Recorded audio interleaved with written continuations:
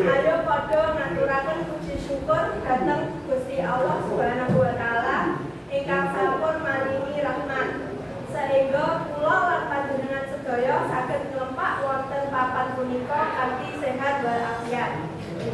Dinten menika kula badhe nyariosaken bab pentingipun njagi wektu.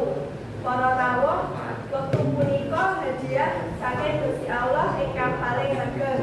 Wektu mlampah terus boten saged dipundhunduri. Menawi kula lan panjenengan sedaya ngentengake wektu, kula lan panjenengan sedaya saged kelangan kesempatan. Kadang kula lan panjenengan sedaya remen nunda-nunda tugasane malah kesusu lan bingung. Mula udah sinau ngatur wektu. Gawe jadwal saben dinten, pilih tugas ingkang wigati lan aja kasupen kangge sinau, ibadah lan nulung tiyang. Menawi kula lan panjenengan sedaya disiplin, mesti urip kita langkung tertib lan sukses. Mekaten ingkang saged kula aturaken.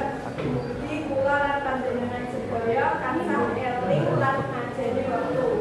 Ayo padha dadi siswa ingkang disiplin lan migunani. Matur suwun sanget. Wassalamualaikum warahmatullahi wabarakatuh. Waalaikumsalam warahmatullahi wabarakatuh.